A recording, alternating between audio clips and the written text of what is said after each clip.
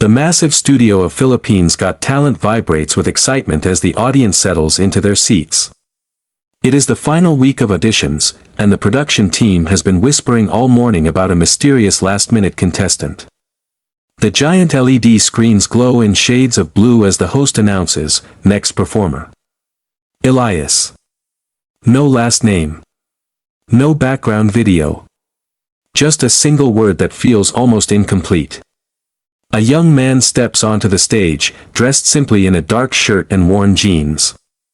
In his hands, he carries an old acoustic guitar with faded varnish and a pickguard scratched by years of emotional strumming. The judges immediately notice the guitar's vintage look.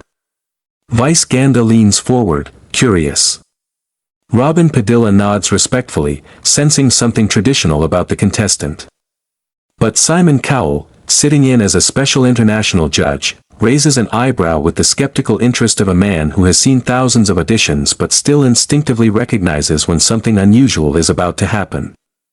Elias stands at the center, clearly nervous yet composed, like someone who has waited his entire life for this one moment. The stage lights cast a golden halo around him, giving his presence a quiet gravity. The host asks his age, his story, his musical background, but Elias answers with short, guarded replies. I grew up in the province, he says. Music was always near me. My father, he was a musician too. His voice cracks slightly at the word father, but he quickly clears his throat and tries to hide it. The crowd murmurs, the judges exchange looks of curiosity. There is something in Elias' gaze, something heavy, something unsaid. When Simon asks, and what is your father's name? Elias simply smiles faintly and replies, maybe, you'll hear him in my music. The room freezes. The suspense begins. The studio falls into a heavy silence as Elias gently lowers himself onto the small wooden stool placed at center stage. He adjusts the microphone with a careful, almost reverent touch. His breath trembles, but his hands, surprisingly, do not. They move with the confidence of someone who has played the guitar not for applause, but for survival. When he plucks the very first note, the sound that echoes through the hall has a haunting familiarity. It's the opening progression of Anak, but slowed down, softened, reshaped into something new. A ripple passes through the audience, people sit up straighter, whispering to each other. Vice Ganda lifts their brows in immediate recognition. Robin Padilla closes his eyes, absorbing the nostalgia. Simon Cowell, who rarely shows emotion this early in an act, leans forward, elbows on the judging table, his expression sharpening into focus. Then Elias begins to sing. His voice is deep but trembling with sincerity, almost as though each lyric pulls a memory from inside him.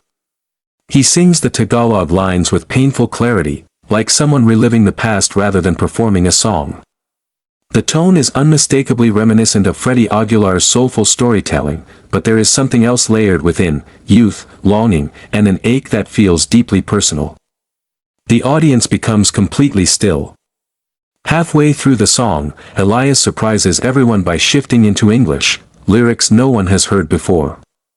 He sings of a childhood spent in quiet corners, listening to old tapes of a man whose voice sounded like his own. He sings of shadows, of secrets, of waiting for a father who never stepped through the door. The transition is seamless, emotional, and raw. Some audience members wipe their tears, others record the moment, sensing history. Each note gets stronger. Each word cuts deeper. And by the time he reaches the final, trembling chord, the studio isn't just listening anymore, they're holding their breath. As the final chord rings through the studio, the sound seems to hang in the air longer than any echo should. Elias lowers his guitar, eyes still closed, as if afraid to open them and face the world's reaction. For a moment, the entire hall is silent, no cheers, no whispers, not even a cough. It is the kind of silence that only follows moments too extraordinary to process instantly. Then the applause erupts. It's not polite clapping, it's thunder. People rise to their feet, cheering, shouting, whistling. Some audience members have tears streaming down their faces. Others clutched their chest as if the performance hit a part of their soul they didn't know existed. The host offstage covers their mouth in disbelief. Even the camera operators seem frozen for a second before remembering to move. But while the world is celebrating, Elias looks strangely burdened. His eyes scan the judges' table, searching for courage. After a deep breath, he steps forward and lifts a hand, politely asking for silence. The applause slowly fades. Before you judge me, Elias says, voice shaking, I want to tell you something important. Something I've carried my whole life. Vice Ganda leans in, sensing the weight of his tone. Robin Padilla folds his hands, anticipating something serious. But it is Simon Cowell who studies Elias the closest. His eyes narrow, not in suspicion, but in recognition. Something about the young man's voice, or perhaps the emotion in the song, has been bothering him. Elias continues, I didn't grow up with my father. I only knew him through his music. I only knew him through stories. He swallows hard, gripping the microphone. But what I never told anyone, what the world never knew. The audience leans forward as one. Is that my father is Freddie Aguilar? A wave of shock sweeps the room like a storm. People gasp. Some shout. Vice Ganda drops their pen. Robin's eyes widen in disbelief. The host freezes mid-step. And Simon Cowell, who rarely reacts, pushes back from the table, stunned. The world seems to stop.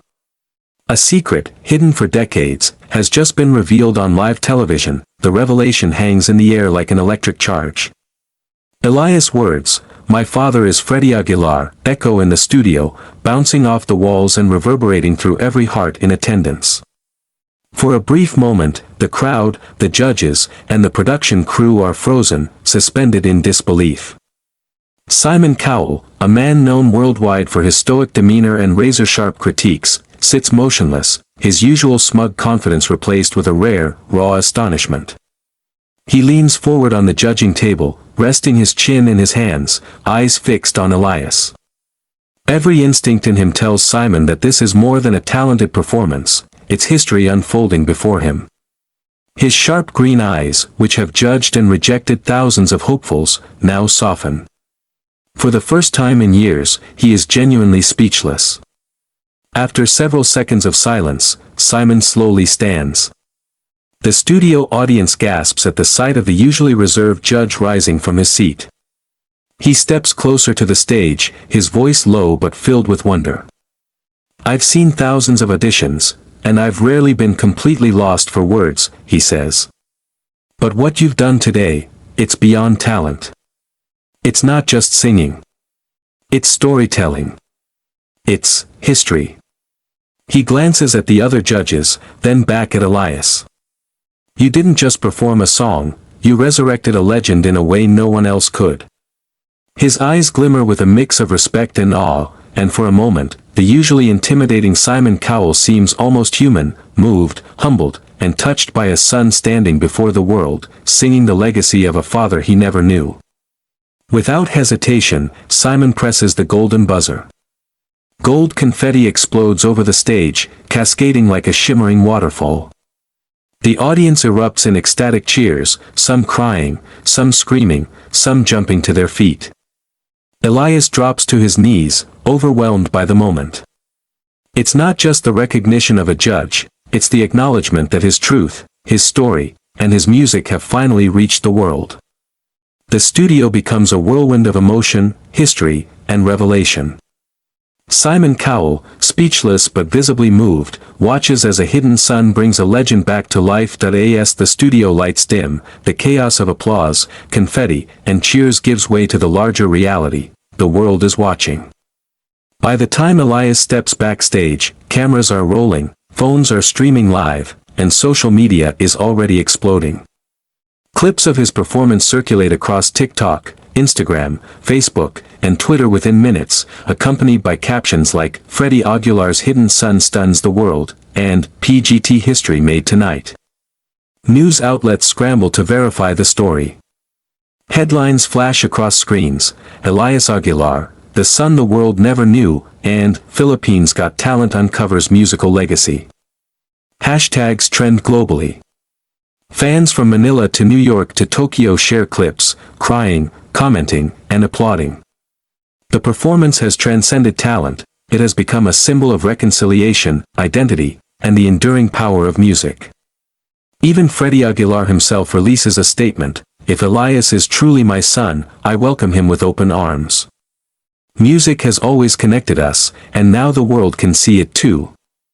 The announcement adds another layer of emotion, sending fans into a frenzy of joy and anticipation. The possibility of a father and son meeting on stage becomes the story everyone is waiting for. Meanwhile, Simon Cowell, ever the industry giant, tweets, "One of the greatest revelations I've ever witnessed. Talent, heart, and history, all in one performance." Television programs replay Elias' audition, dissecting every note, every expression, every word of his song. Talent agencies call relentlessly, but Elias remains humble, sharing that his only desire is to meet his father, not fame or fortune.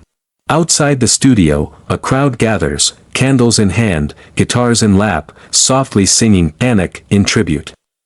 The moment becomes larger than a show. It's a cultural event, historical revelation, a story of family, music, and destiny finally converging. And as Elias steps into the night, he knows that this is only the beginning. A hidden sun has emerged, and the world is finally listening.